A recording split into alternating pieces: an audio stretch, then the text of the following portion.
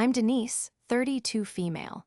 I live in a small apartment that smells like paint thinner and coffee, the two fuels that powered my dream.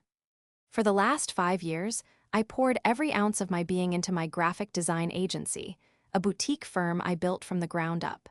But dreams, I've learned, can be fragile things, and mine had just shattered into a million pieces.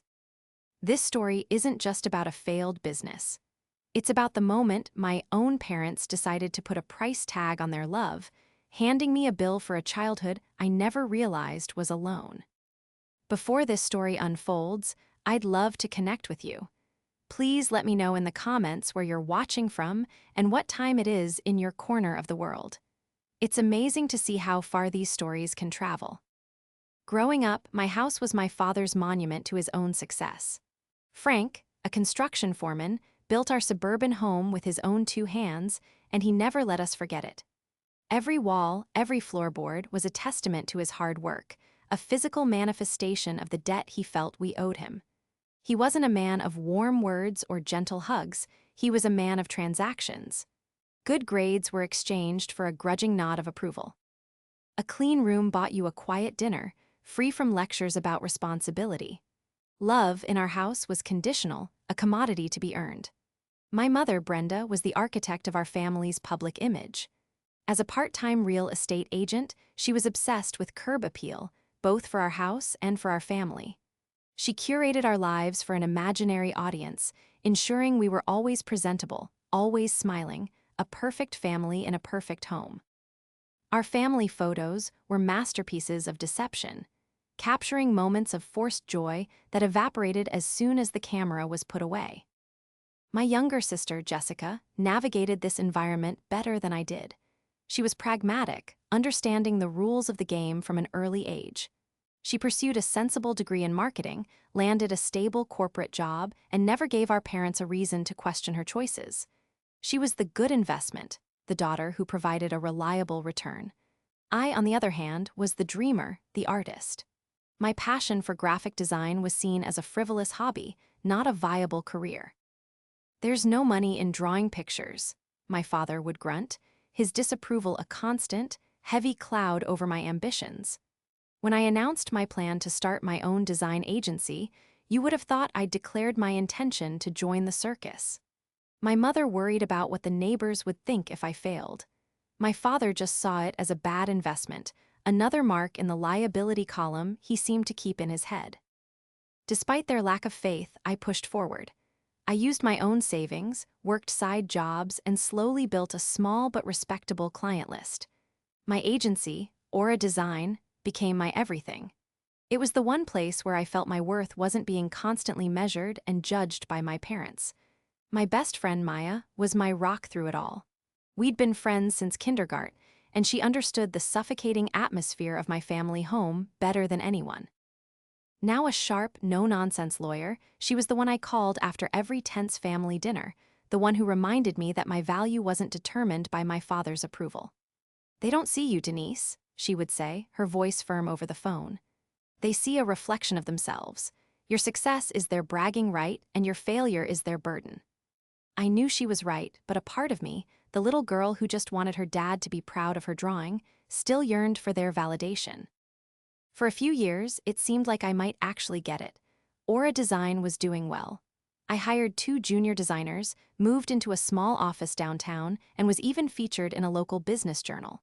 During this time, my parents' tone shifted. My father would awkwardly mention my company to his friends at the hardware store. My mother would name-drop my more impressive clients at her open houses.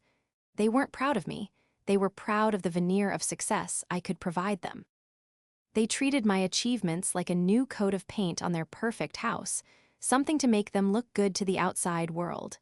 They never asked about my creative process, my passion for the work, or the stress of running a business. Their only questions were about revenue, profit margins, and growth potential. It was like a quarterly earnings call, not a conversation with their daughter. The gilded cage of my childhood had simply expanded. The bars were no longer just the walls of my father's house, but the invisible expectations and transactional relationships that defined my family. I was still performing, still trying to earn my keep. the pressure was immense. I felt like I was running a marathon with the constant fear that if I stumbled, the finish line and my family's conditional love would disappear. And then the market shifted. A recession hit, marketing budgets were the first to be slashed, and my biggest client, a tech startup, went bankrupt overnight, leaving me with a massive unpaid invoice. It was the first domino to fall. Within 6 months, despite my frantic efforts to find new clients and cut costs, the cascade was unstoppable. I had to let my employees go, a decision that felt like a personal failing. Soon after, I had to give up the office lease. The final blow came when I had to officially dissolve the company, my dream turning to dust in my hands. I was 32 years old, broke, and felt like a complete and utter failure. The worst part was knowing I had to go to my parents and tell them that their bad investment had finally bottomed out. I braced myself for the disappointment, the lectures, the "I told you so's." But what I got was something so much colder, so much more cruel than I could have ever imagined. The drive to my parents' house felt like a journey to my own sentencing. Every mile brought a fresh wave of shame and anxiety. The house, once a symbol of suffocating control, now felt like my only option. I had lost everything. My apartment lease was ending, and with no income, I couldn't afford to renew it or find a new place. I had to ask if I could move back into my childhood bedroom, a prospect that felt like a regression of my entire adult life. When I arrived, the house was immaculate as always. My mother, Brenda, greeted me at the door with a tight, practiced smile. It didn't reach her eyes, which were scanning me with a look of appraisal, as if checking a property for flaws before a showing. "Denise, you're here," she said, her tone neutral. My father, Frank, was in the living room, sitting in his worn leather armchair, a fortress from which he passed judgment on the world. He didn't get up. He just grunted a greeting, his eyes fixed on the television. The air was thick with unspoken disappointment. I took a deep breath and laid out the situation. I explained the market downturn, the loss of clients, the painful decision to dissolve Aura Design. I tried to keep my voice steady, professional, as if I were delivering a post-mortem report on a failed project rather than describing the implosion of my life's work. My mother just sighed, shaking her head slightly. "I knew that art thing was risky," she murmured, mostly to herself. My father was silent until I finished. He muted the TV with a decisive click of the remote, and the sudden quiet was deafening. "So, you're broke," he said. It wasn't a question, it was a verdict. "You have no money, no job, no business." I nodded, my throat too tight to speak. "And now you want to move back here." Again, a statement of fact. I managed a week, just for a little while, until I can get back on my feet. Frank looked at Brenda, a silent, chilling exchange passing between them. Then he stood up and walked over to the mahogany desk in the corner of the room. He unlocked a drawer and pulled out a crisp, manila folder. He walked back and dropped it on the coffee table in front of me. The thud it made seemed to echo in the silent room. "Before we discuss you moving in," he said, his voice flat and devoid of any emotion, "you need to look at this." I stared at the folder, a cold dread creeping up my spine. My name was written on the tab in my father's neat, blocky handwriting. My hands trembled as I opened it. Inside wasn't a single document, but several pages, stapled together. At the top of the first page, in bold letters, were the words, "Invoice, child-rearing expenses." I blinked, certain I was misunderstanding. But as my eyes scanned the page, the horror became sickeningly clear. It was an itemized bill for my entire life. Line by line, my father, the retired accountant in spirit if not in profession, had cataloged the cost of my existence. Hospital delivery fee, 50% share, $2,500. Diapers and formula, 24 months, $3,200. K-12 public schooling, share of property tax allocation, $45,800. It went on and on. There were entries for doctor's visits, childhood illnesses, birthday presents, clothes, food, utilities. He had calculated my share of every family vacation we had ever taken. A trip to Disney World when I was 8 was listed as $1,850. The braces I had in middle school, $5,500. He had even estimated the cost of my university tuition, which I had paid for myself through scholarships and student loans, but he had included a line item for lodging and food, university term time, $32,000. The list was exhaustive, meticulous, and breathtakingly cruel. At the bottom of the final page, in red ink, was the grand total: $217,458.32. I looked up from the papers, my vision blurry with tears I refused to let fall. I felt like I had been punched in the gut, the air stolen from my lungs. I looked at my mother, pleading with my eyes for her to say this was some kind of sick, twisted joke, but she wouldn't meet my gas. She just stood there, wringing her hands, a silent accomplice to this monstrous act. "What is this?" I whispered, my voice hoarse. "It's a statement of account," my father said calmly, as if he were discussing a hardware store receipt. "It's what you cost us. Before you ask to take more from us, you need to understand the scale of your existing debt." I felt a profound, bottomless sense of betrayal. It wasn't just about the money. It was the cold, hard proof of what I had always suspected. To them, I was not a daughter. I was a balance sheet. My life wasn't a source of joy or pride. It was an expense to be recouped. All those years, while I was trying to earn their love, they were keeping a ledger. The laughter, the scraped knees, the bedtime stories, they had all been assigned a dollar value. "You're charging me for being born?" I asked, my voice trembling with a mixture of grief and rage.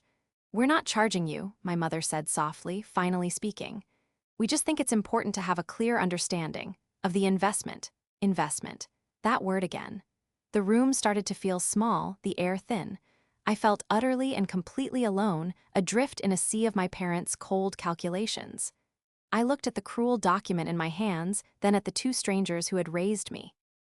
The little girl inside me who had craved their approval died in that moment, replaced by a cold, hard resolve. I slowly stood up, placing the invoice back on the coffee table. I didn't cry. I didn't scream. I just looked my father dead in the eye. "Fine," I said, my voice dangerously quiet. "Consider this an official accounting. I'll be sure to settle my account in full." I turned and walked out the door, leaving the itemized bill for my life sitting in the center of their perfect, sterile living room. I didn't know where I was going, but I knew I was never coming back. The hours after I left my parents' house are a blur. I remember driving aimlessly, the pristine suburban streets of my childhood looking alien and hostile. The invoice was seared into my brain, every line item a fresh stab of betrayal. I ended up at a 24-hour diner, nursing a single cup of bitter coffee, my mind racing. My first instinct was to call my sister, Jessica. Despite her role as the golden child, we had always been close. Surely, she would be as outraged as I was. When I finally reached her, her reaction was not what I had hoped for. "They gave you a what?" she asked, her voice a mixture of shock and something else I couldn't quite place. Was it pity? I explained the entire sordid affair, my voice cracking with emotion. There was a long pause on the other end of the line. "Denise, that's insane," she said, but her tone lacked the fiery indignation I needed to hear. "But you know how Dad is with money. He's just meticulous. Maybe he's just trying to make a point about responsibility." "A point, Jessica, he gave me a bill for over $200,000. He put a price on our childhood." I know, it's horrible," she said, her voice dropping. "But they did pay for everything, and your business did just fail. Maybe you could just talk to them, apologize. You know how they are. If you play the game, they'll eventually come around." Hearing her say, "play the game," was like a slap in the face.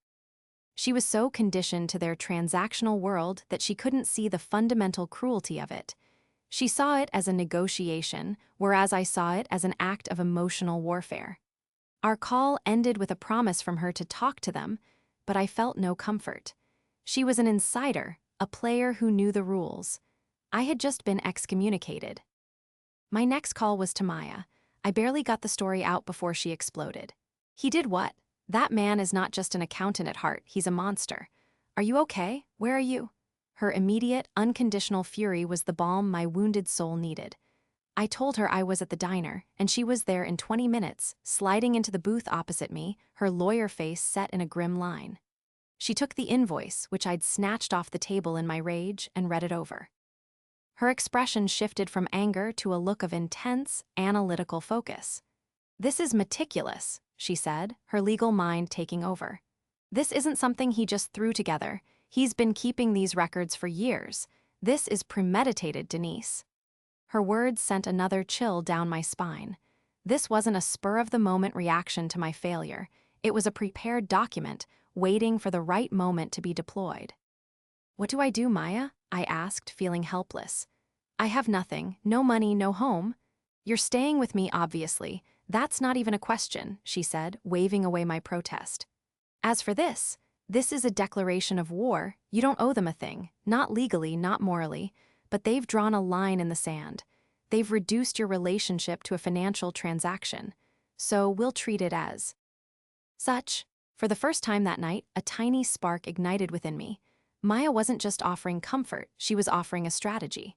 The next few days were spent in a haze of grief and planning. I moved into Maya's spare room, surrounded by boxes of my failed business and shattered life. I cried until I had no tears left. And then I got angry. Really angry. The anger was a clean, clear flame that burned away the hurt and left behind a cold, hard purpose. My father wanted an accounting. Fine, he would get one. It started with a box of old photo albums I had stored at Maya's place. As I was looking through them, trying to find a picture for a resume I was building, I found something tucked into the back of an album from the late 90s. It was a faded letter on elegant stationery, addressed to my parents. It was from my grandmother, my father's mother, and the date was a few months after I was born. My grandmother had passed away when I was a toddler, so I barely remembered her. The letter was full of loving words about her new granddaughter, but one paragraph jumped out at me. "I know you and Frank are worried about the future," she wrote, "so I have set up a trust for each of the children. It won't be a fortune, but it will be a safety net for them when they are adults, a little foundation to build their own lives on. Please use it to give them the freedom you never had." A trust? For me and Jessica? My parents had never mentioned a trust. Not once. They had always preached about self-sufficiency, about how they'd had to work for every penny, and how we would have to do the same. Suddenly, things started to click into place. The way they obsessed over money. The way they controlled every financial aspect of our lives. The way they'd been so reluctant for me to start my own business without their investment or control. Was it possible they had been sitting on money that was rightfully mine this whole time? Money that could have saved my business, or at the very least, saved me from this humiliation? I showed the letter to Maya. She read it carefully, her eyebrows knitting together. "A trust," she mused. "That would be a legal instrument. There would be paperwork. If they were the trustees, they would have had a fiduciary duty to you." "A what duty?" "A legal obligation to act in your best interest. If they've hidden this from you, or worse, used the money themselves. That's not just immoral, Denise. It's illegal. It's fraud." The foundation of my entire life, the one built by my foreman father, suddenly felt like it was sitting on a sinkhole. The cracks were showing, and I was determined to see how deep they went. My father had started this war with a piece of paper. I had a feeling I was about to end it with one of his own. The discovery of my grandmother's letter changed everything. It shifted my perspective from that of a victim to that of an investigator. The anger that had been simmering within me now had a direction, a purpose. Maya was my indispensable guide, helping me navigate the legal labyrinth that lay ahead. "Okay," she said, pacing her living room while I sat on the couch, the letter spread out before me. "The first step is to confirm the existence of this trust. If it was set up by your grandmother in this state, there should be a record with the probate court in the county where she died." This was the first hurdle. My grandmother had lived 3 states away, and she had passed away almost 30 years ago. Getting those records wouldn't be easy. Maya, however, was relentless. She spent hours on the phone, calling county clerk offices, sweet-talking bureaucrats, and citing obscure legal statutes. Meanwhile, I had my own role to play. I needed more information from inside the fortress. I needed to talk to Jessica again, but this time, I had to be smarter. I called her and adopted a tone of contrition. I told her she was right, that I had overreacted. I apologized for getting angry and said I was thinking about how to make things right with our parents. "I just need to get my finances in order," I said, letting a hint of pathetic desperation into my voice. "Dad was always so good with paperwork. Do you remember the name of his old financial advisor? The one he used to see when Grandma passed away?" Jessica, likely relieved that I was seeing reason, was more than willing to help. "Oh, Mr. Davison," she said immediately. "Dad still uses him for his taxes. He's ancient, but Dad trusts him." She gave me the name of the firm. It was a long shot, but it was a lead. While Maya worked the official channels, I started doing some digital digging. I knew my parents' passwords for a few shared family accounts, photo-sharing sites, streaming services. They were lazy with security. I tried one of their standard passwords on an old email account of my dad's I remembered from years ago. Incredibly, it worked. I felt a pang of guilt as I logged in, but it was quickly replaced by a cold resolve. This was a war they had started. The inbox was mostly junk mail and newsletters, but I searched for trust, inheritance, and Davison. I hit a wall. Most of the relevant emails were from years ago and likely deleted, but then I checked the sent folder and found something interesting. A few years back, my dad had emailed Jessica a file named Family Financials, XLSX. He had been trying to teach her about their investment portfolio. I forwarded the email to myself and opened the attachment with trembling hands. It was a detailed spreadsheet of my parents' assets. Stocks, bonds, real estate holdings. Their net worth was far, far higher than I had ever imagined. They weren't just comfortable, they were wealthy. And then I saw it. Tucked away under a tab labeled Managed Accounts were two entries, Denise Grandchild Trust and Jessica Grandchild Trust. Next to each was a number. Jessica's trust had a current value of nearly $150,000. Next to mine was a single word. Absorbed. My blood ran cold. Absorbed into what? I scanned the spreadsheet, my eyes darting from line to line. And then I found a corresponding entry under the Real Estate Assets tab. A down payment for a beachfront condo they had purchased about 10 years ago, the same year I'd started college and had been desperately applying for scholarships. The amount of the down payment was almost identical to the initial value of my trust listed in a separate note. They had cashed out my inheritance, my safety net, and used it to buy themselves a vacation property. All while lecturing me on the importance of self-sufficiency. All while I was working 2 jobs to pay for my textbooks. All while they were secretly logging every dollar they spent on me as a debt I would one day have to repay. At that exact moment, Maya burst back into the living room, a triumphant look on her face. "I got it," she exclaimed, waving a fax document. "It took some doing, but this is the official court filing for the establishment of the trust. Your grandmother left $100,000 to each of you, to be managed by Frank and Brenda as trustees until your 25th birthday, at which point you were to assume control." I was 32. I had never seen a penny. I silently pushed my laptop toward her, pointing at the absorbed line on the spreadsheet. Maya's triumphant expression melted away, replaced by a cold fury that mirrored my own. She looked from the laptop to the official document and then to me. "They didn't just hide it," she said, her voice dangerously low. "They stole it. They committed felony fraud and embezzlement. Your father, the man so obsessed with receipts, left a perfect trail. The pieces were all there. The letter, the spreadsheet, the court documents. It was no longer a matter of family drama. It was a criminal case. My father had presented me with an invoice for my childhood. I now had the receipt for his crime. The revelation that my parents had stolen my inheritance was a clarifying moment. The grief I felt was profound, but it was overshadowed by an icy, empowering rage. They hadn't just betrayed me, they had committed a crime. And they had done it while meticulously crafting a narrative of my indebtedness to them. The hypocrisy was staggering. Maya and I spent the next week holed up in her apartment, which had become our war room. With her legal expertise and my intimate knowledge of my family's dynamics, we began to formulate a plan. It wasn't enough to expose them. That would be messy and could drag on in court for years. I wanted something more precise, more personal. I wanted them to feel the same powerlessness and humiliation they had inflicted on me. I wanted to hit them where they lived, their finances and their reputation. "The legal route is always an option," Maya explained, tapping her pen on a legal pad. "We have enough to file a civil suit for the return of the funds plus damages, and we could even press for criminal charges. But that gives them the opportunity to play the victims, to hire slick lawyers, to drag your name through the mud."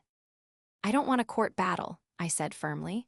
I want to settle this myself. They love control, Maya. I want to take it away from them.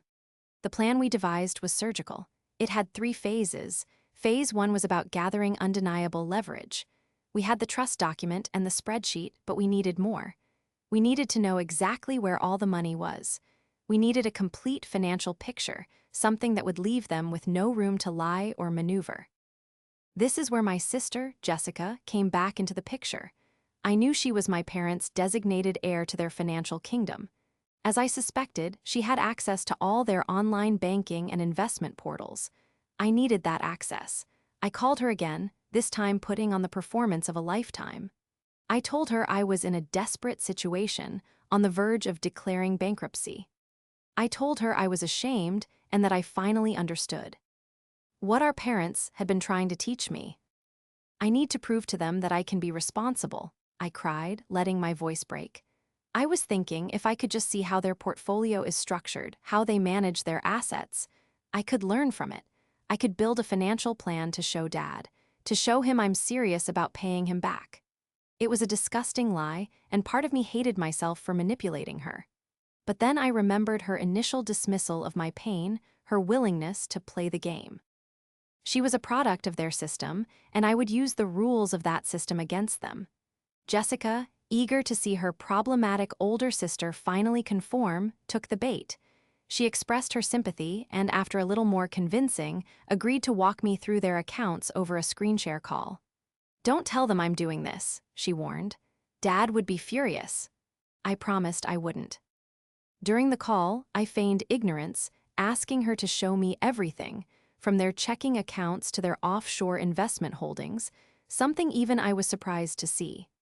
With every click, I was taking screenshots, silently documenting every last penny they had. I now had their entire financial life on a hard drive. Phase 2 was about isolating them. My parents' power came from the perfect image they presented to the world. I needed to tarnish that image. I started with my Aunt Margaret, my mother's sister.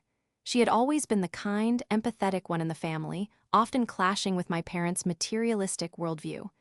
I visited her, armed with copies of my grandmother's letter and the invoice. When she saw the invoice, her face hardened. When she read the letter about the trust, she began to cry.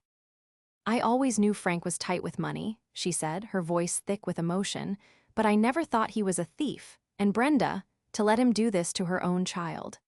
I had my first ally. The final piece of the plan, Phase 3, was the confrontation itself. It couldn't be a shouting match. It had to be a quiet, devastating execution. Maya helped me draft a series of documents. The first was a settlement agreement.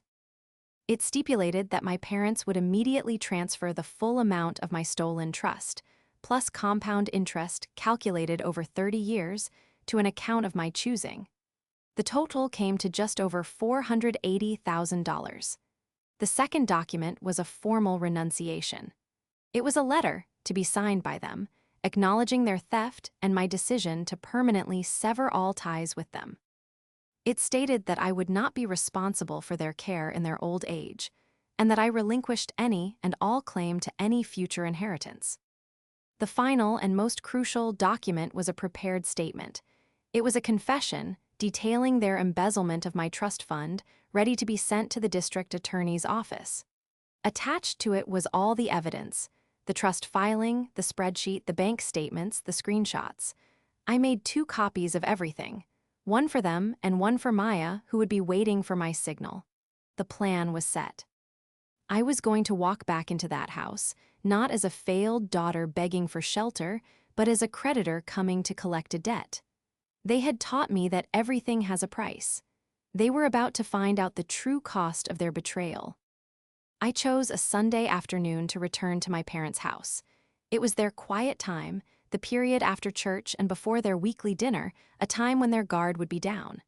When I rang the bell, my mother opened the door, her face a mask of surprise that quickly curdled into disapproval when she saw the manila folder in my hand. "Denise," she said, her voice cool, "we weren't expecting you." "I'm here to settle my account," I replied, my voice even and steady. I walked past her into the living room, where my father was, as usual, in his armchair. He looked up, his expression hardening when he saw me. "I thought we made our position clear," he grunted. I didn't say a word. I walked to the coffee table, the same one where they had presented me with their invoice, and laid out my documents in a neat row. The settlement agreement, the letter of renunciation, and the prepared confession with a copy of my evidence stapled neatly to the back. My father eyed the papers with suspicion. My mother hovered nervously by the door. "What is this?" Frank demanded. "This," I said, tapping the confession, "is a copy of a file that is ready to be sent to the district attorney. It details the fraudulent misappropriation of a trust fund established by your mother in my name nearly 30 years ago. It includes court documents, your own financial spreadsheets, and bank records proving you embezzled over $100,000 of my money to use for a down payment on your beach condo." The color drained from my father's face. My mother let out a small, strangled gasp and finally came further into the room, her eyes wide with panic. "I don't KN. Ow, what you're talking about," Frank blustered, but his voice lacked its usual authority.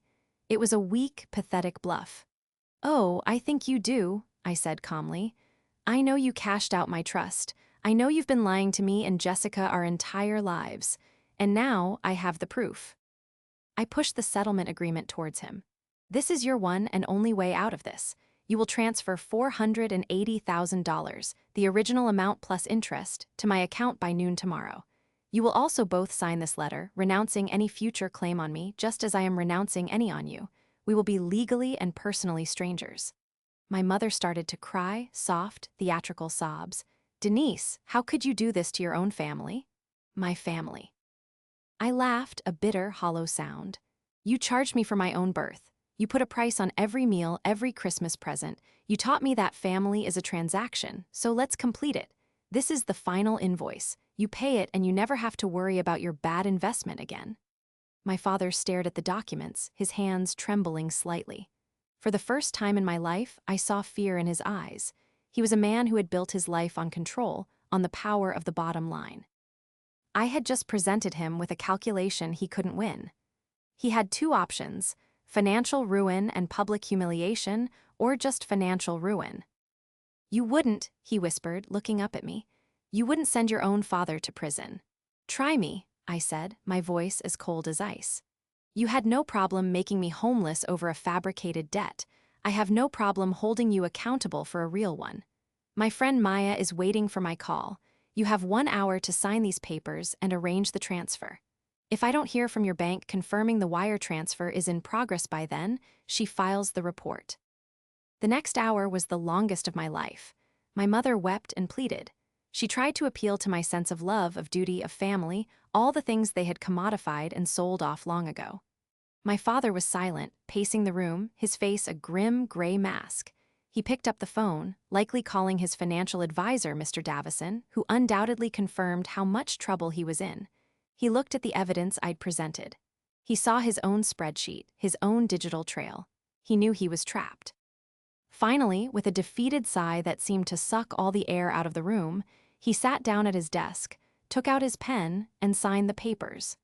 My mother, her face streaked with tears, followed suit. I took the signed documents, folded them neatly, and placed them in my folder. "The transfer," I said simply. He nodded, not looking at me, and made the call to his bank, authorizing the wire transfer. He read out my account number, his voice a monotone.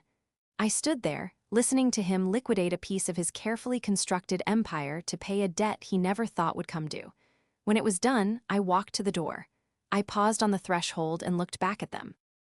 They looked small, old, and defeated. There was no triumph in me, only a vast, empty sadness. "The thing you don't understand," I said, my voice quiet, "is that the real debt was never about the money. It was the love I owed you. And now it's paid in full. We're settled."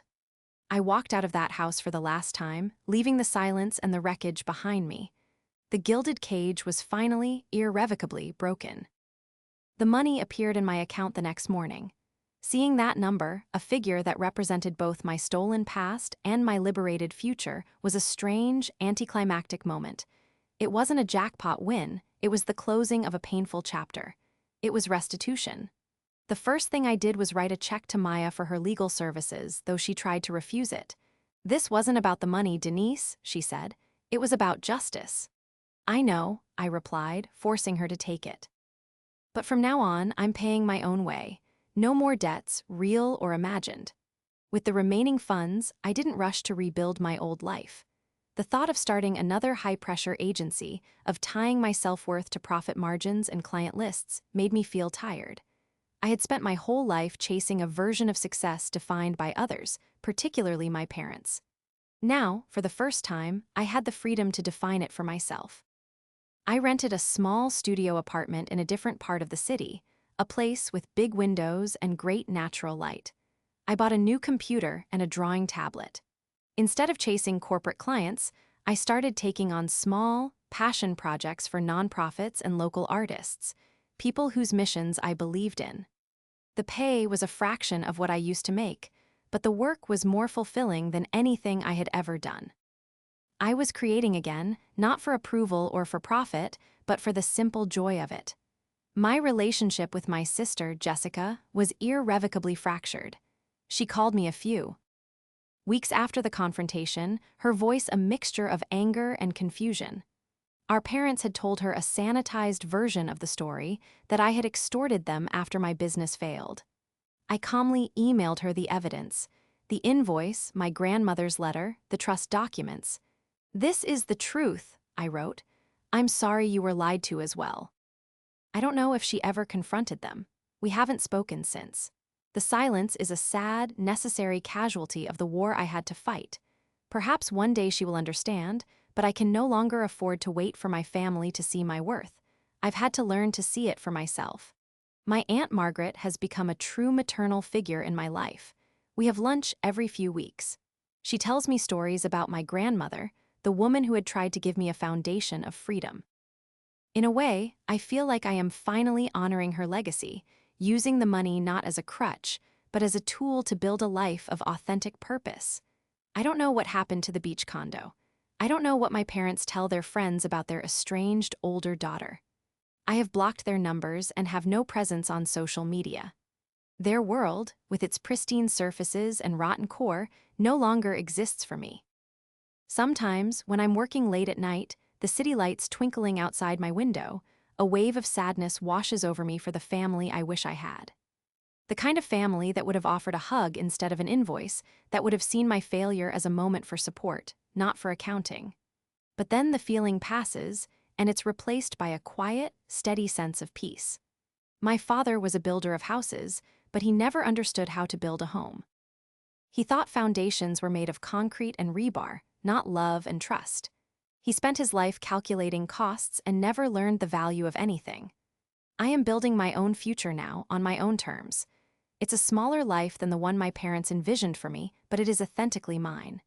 It's a life free of debt, where my worth is not measured on a balance sheet and my future is not a gilded cage, but an open, unwritten page. And for the first time, I feel truly, completely free.